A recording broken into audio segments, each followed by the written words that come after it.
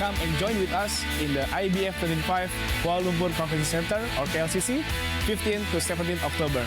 See you there.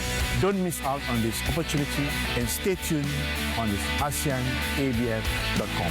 See you at AEBF 2025.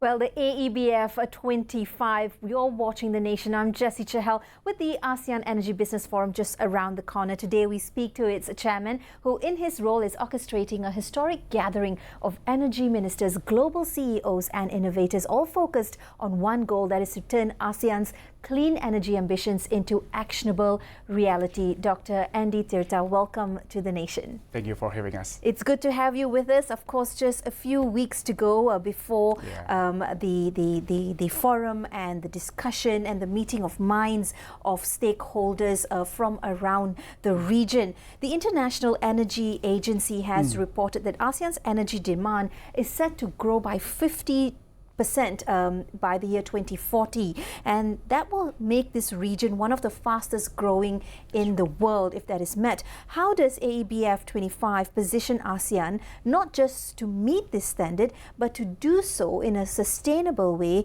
in a way that will keep it competitive? It's very direct questions. Maybe in the beginning I would like to explain first about the AEBF. AEBF is the ASEAN Energy Business Forum. It's kind of like an event that held back to back with the ASEAN Minister on Energy meeting. So it will be held in 15 to 17 October 2025 in the KLCC. So this event actually we bring not only the business sectors leaders and also the private sectors, but also we bring the academia and also the higher level. We bring the key policy makers from the ministerial level until the working level. And not only that, we have the international organizations and also dialogue partners from the countries like US, Australia, Union European, and also the UK, and also even Russia, countries like Russia and Africa, and also the Gulf countries. So it will be like a melting pot there. So to answer your questions about the demand and also how to pretend the sustainability things in the ASEAN, AEBF is one of the interface that bring the leaders from the government, the private sectors to talk, to discuss, and to solve the issue in the energy cooperations among the regions. That's the AEBF. Bringing everyone to the table, to that round table, to have the exchange in opinion, to come down to something agreeable. Another piece of stats here now, by the year 2050, and that's not too long away in the horizon, 25 years down the road, ASEAN's population will surge by almost 16%. And of course, that logically just means that energy demand will also rise. In its urgent and strategic approach as well, the AEBF wants to address things like innovation, collaboration, and foresight to ensure that there's energy security, accessibility for all, as well as sustainability, as we mentioned in one of the themes of ASEAN this year as well, but also very importantly, affordability. That, of course, a cost factor being an important one. Now, we've heard about the ASEAN Power Grid MOU that will also contribute towards all of this, and the $2 billion ASEAN Green Infrastructure Fund. Critics on one hand say that these regional pledges don't always translate into action, sometimes more talk than actual actionable items. Yes. What specific mechanisms do you have in place that will ensure these commitments move from just signatures on paper down to projects that are ready to literally dig into the ground? Yeah, very nice questions, Jessie. First of all, I would like to twist the angle. I see not only 2 billions. It's more than that. ADB itself right now they pledged to $10 billion to support this ASEAN power grid. Not only that, the World Bank also they said that they want to support the regional interconnectivity through their program. It's at least they have like $2 billion for not only for ASEAN actually, it's also the Asia Pacific, and more support also coming from the countries like Australia, European, and they said that this is a kind of things that they can support for the energy transitions in the regions. I would like to see that from the different angle. This is an opportunity.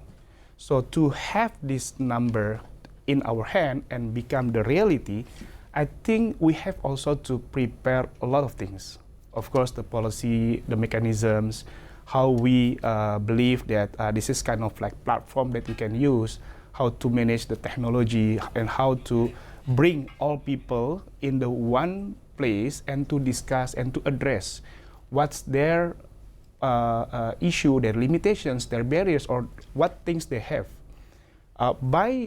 By this kind of like discussions, we believe that this is the initiations that will bring, that lead the money that already pledged there, the money is ready, can be utilized at the best. I think we can optimize the utilization of the money. Well, the EU and China are also investing aggressively in hydrogen and green steel, with the US Inflation Reduction Act that is reshaping clean energy financing. So there's a lot of action, a lot of movement in this area as well, in the area of energy. Where does ASEAN fit into this race that's happening beyond the region? And how will the forum, how will AEBF 25 prevent the region from being left behind? Interesting, another questions. Yeah, for me, we also have one sessions related with the steel, hydrogen-based steel. Actually, as a metallurgist, I know this is a very challenging one.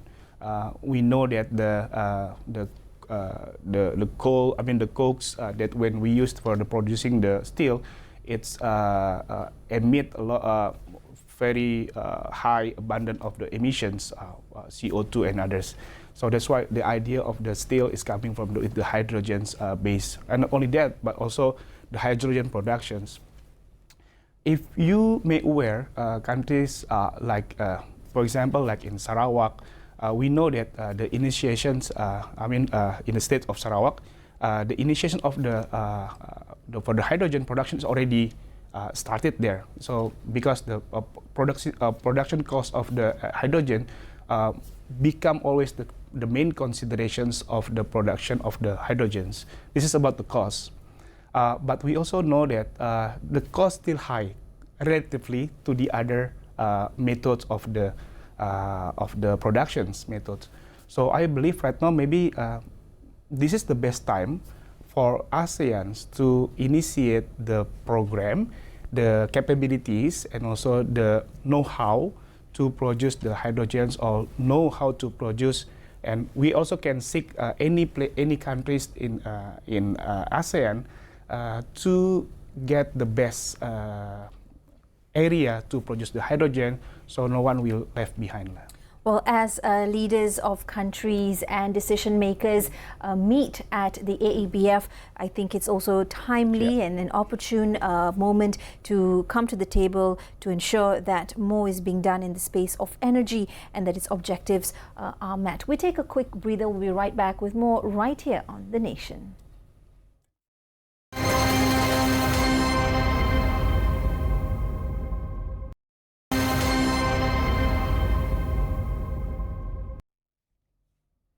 In conversation with Dr. Andy TIRTA, the chairman of the Energy Business Forum, or rather the ASEAN Energy Business Forum 25, that's happening in just a couple of weeks, of course, when leaders of countries as well as other stakeholders within the energy sphere meet to look how they can take the blueprint and the strategy and the policies forward in ensuring energy security for the region and beyond. Just before the break, we spoke a little bit about the forum as well as how it can remain sustainable. The theme is Powering ASEAN, Bridging Boundaries, Building Prosperity. Yes. Tell us a little bit more about this theme and why that is important to align with AEBF 25. In other words, it's 25th edition. 25th editions, yeah.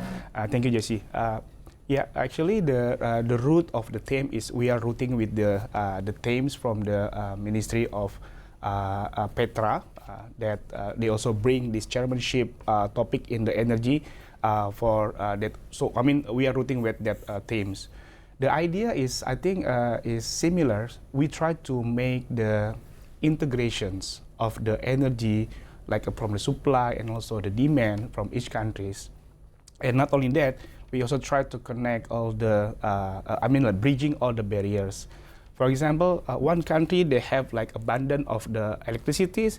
Another country, they have like less production of the electricity, renewable energy supply. Yeah. So that's why when we try to connect and unify the market of the energy in the ASEAN with the almost 700 million people in the regions, it's a big chunk of the opportunities there. So we think that the ASEAN Energy Business Forum could be the platform to know what's the opportunities, what's the barrier, and also what's the things that we have to connect between the stakeholders in the energy.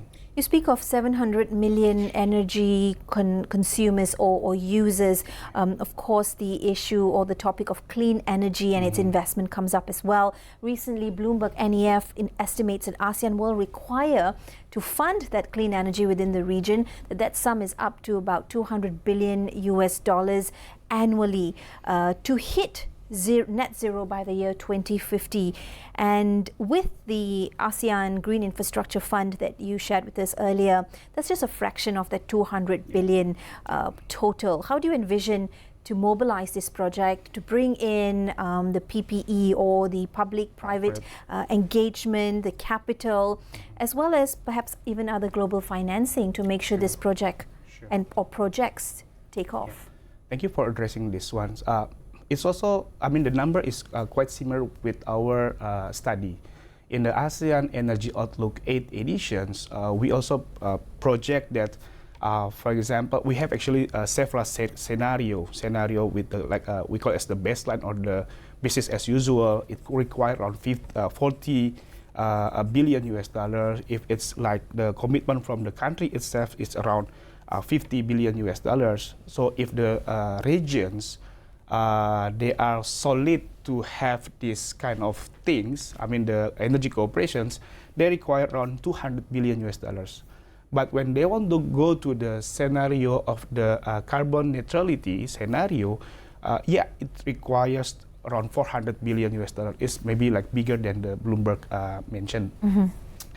However, I believe when the supply is there and also the demand there and the market there, so how to mobilize the money go to ASEAN, the most important one is as an investor, for example, from the outside of ASEAN, I just want to know that the market is there. I mean, the transaction is there. Someone can buy the product, the electricity, for example, or maybe the other energy form, and my money will be returned. So I think the best mechanism right now is we have to make the policy and also the regulation that can make people safe to invest their money.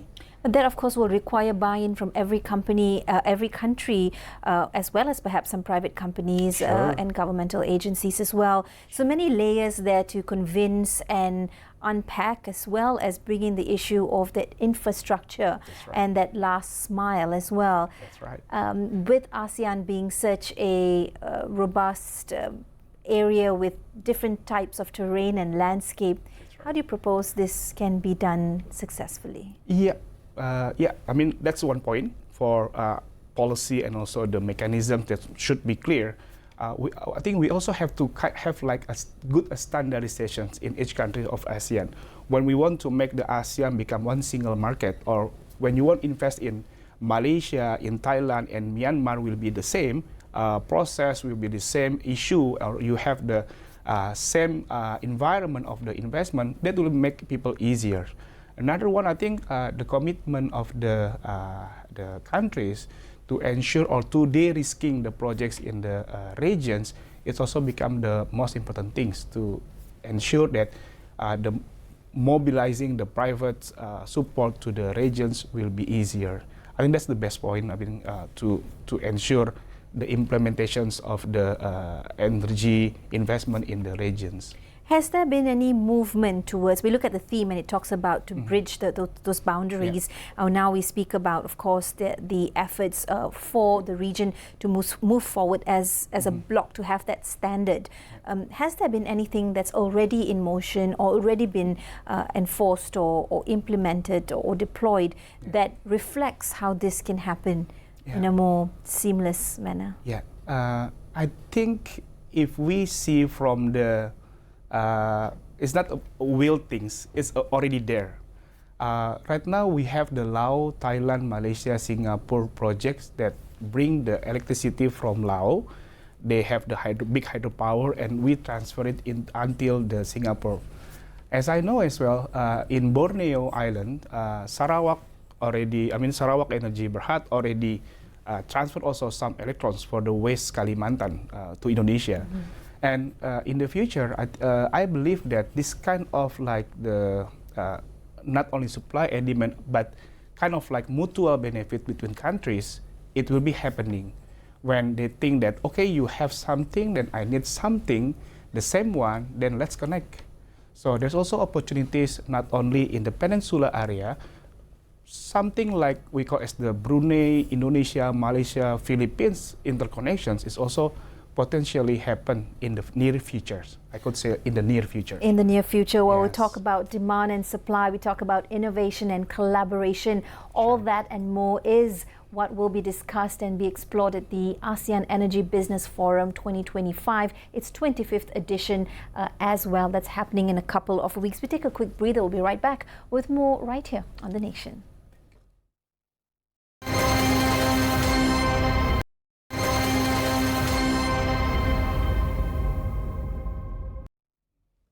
Welcome back. We're discussing all things the ASEAN Energy Business Forum 25 related. Of course, that is a forum that will bring the region's energy future into motion as we move towards more innovation, more strategic thinking, as well as the urgency for clean energy and to meet a couple of goals that has been set by the bloc. The World Bank recently, Dr. TIRTA, warned that climate inaction, that means not doing anything about the climate at all, could cost ASEAN up to 11% of its GDP by the year 2100.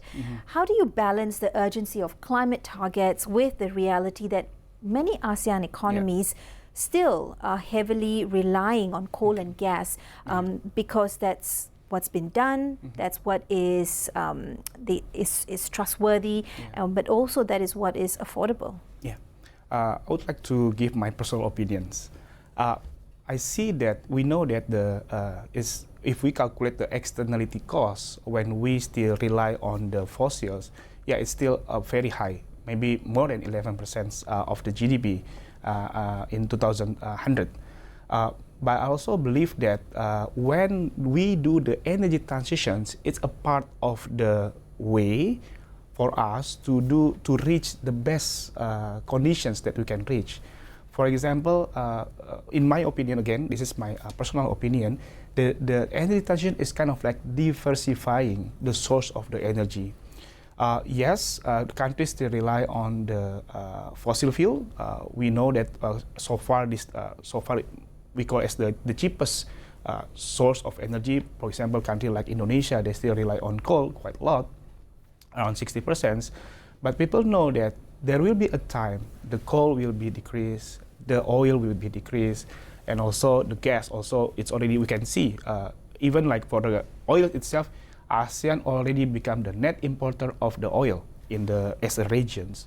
So I believe the mobilizing of the fund, the support of the money for the energy transition in ASEAN, it will be a main cause to get the security itself, the energy security, and also this is about the affordability as well.